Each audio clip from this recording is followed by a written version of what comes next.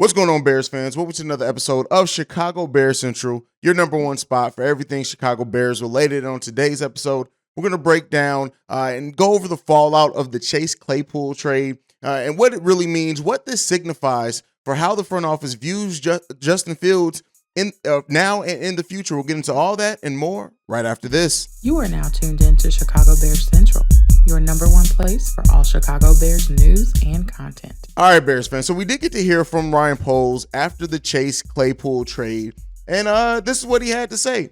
You have to do a little bit of foreshadowing down the road, and I just feel comfortable with that. I like the way Justin is trending, and I think adding another big body who is physical, explosive, great leaping ability, can stretch the field, but is also violent with the ball in his hands, and as a blocker, I think that enhances everyone. So that tells you right there what the mindset and how they envision Chase Claypool working for the Chicago Bears team. It seems like they think he's going to not only make an impact being a vertical threat down the field for Justin Fields, but also as a run blocker, a blocker in general, what he does once he gets the ball in his hands.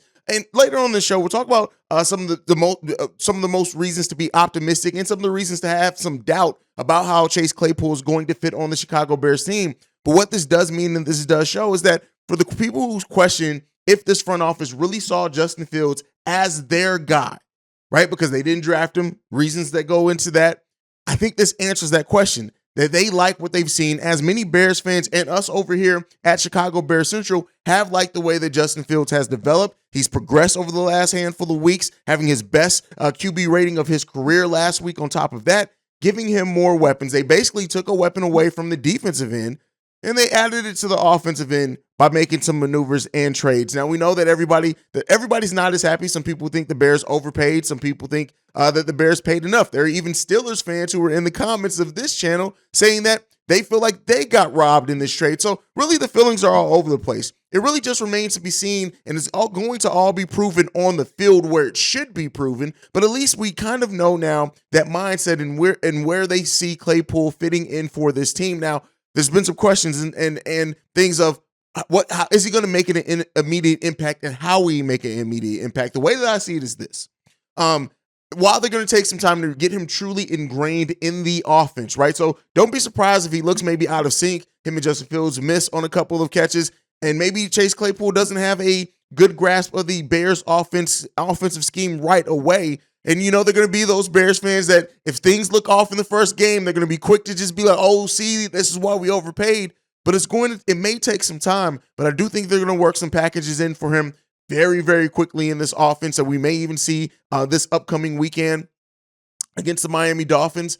But at the end of the day, I like the addition of Chase Claypool. I like what it means for this team. I like the fact that they went out and got a guy. And while there was some thoughts and wondering, like, why do it now?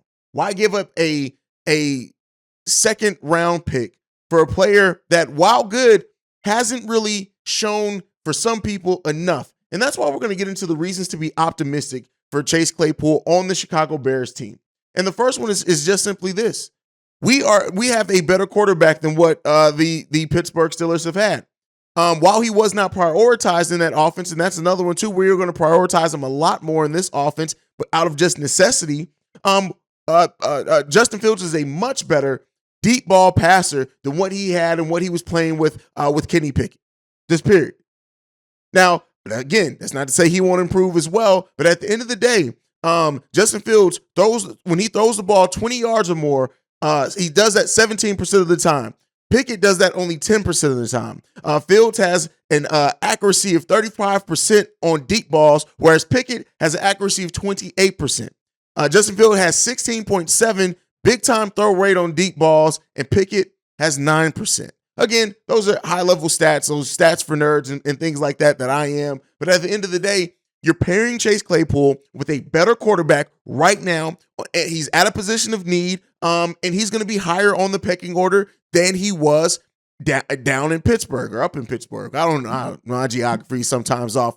So with that being said, like it's reasons to be optimistic on why he's going to have a bigger impact here than what he had at the Pittsburgh Steelers, because he was not prioritized there, especially once they drafted Pickens, who some Bears fans may even say, hey, we wouldn't have had to make this trade if we just went ahead and drafted Pickens, where a lot of Bears fans, me included, wanted this too. But at the end of the day, woulda, coulda, shoulda. This is where we are now. The Bears have now added a solid weapon for him. And also, another reason to be optimistic that I feel is that simply Luke Getsy and his offensive play calling has been better than what the Pittsburgh Steelers have done so far. More creativity there. We're seeing that added in a little bit more. And it really does seem like one of the things that have been limiting the Chicago Bears offense and maybe opening up that playbook a little bit more is missing a piece like Chase Claypool.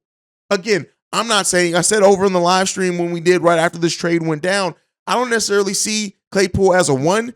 Darnell Mooney still trying to prove himself as a one. We have two really good number 2 wide receivers, in my opinion. And the Bears may very well still go out and try to find that true number 1, but at least now they have some time to evaluate this trade, evaluate these players together, allow them some time to build up some chemistry with Justin Fields, and then evaluate for the rest of the season going into next offseason on what else we need to add to this team.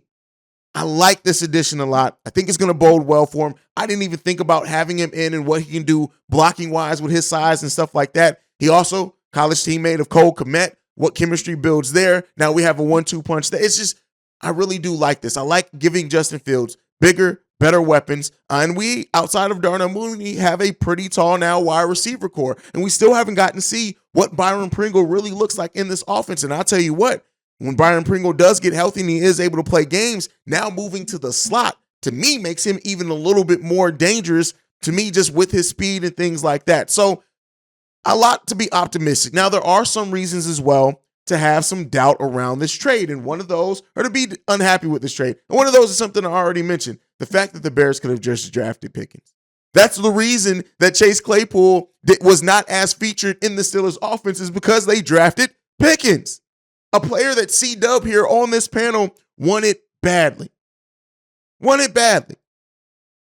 Now, it's easy to say woulda, coulda, shoulda. Like I said, I try not to stay in that place as a Chicago sports fan outside of just the Bears, because you stay in the woulda, coulda, shoulda, it can get pretty dangerous as a Chicago sports fan, because Lord knows we done some shit at some franchises over the last decade plus. But PTSD aside, yes, that is one reason to be doubtful of this, because you could have not given up a pick if you just picked the person and the wide receiver that many people did think the Bears were going to draft if he was available, and he was available at that spot. The Bears decided to go in a different direction. Now, again, another cause for concern in the Chase Claypool trade is the fact that he has been declining on the production route. Now, again, I can understand the reason why when you look at the acquisition the team made, things like that. That's why it moved him into the slot. But at the end of the day, that is some cause for concern, because again, this is not my viewpoint, right? This is me trying to talk and be fair and objective in my coverage. But if for the people who have doubt on this, they could say, well, if Claypool was that good, he wouldn't have got moved to the slot. He would have stood out. That talent would have stood out, and he still would have been in one of those 1 or 2 positions. But at the end of the day, like I said, that's not necessarily my thinking on it, but I'm trying to be fair and giving a list here of the reasons.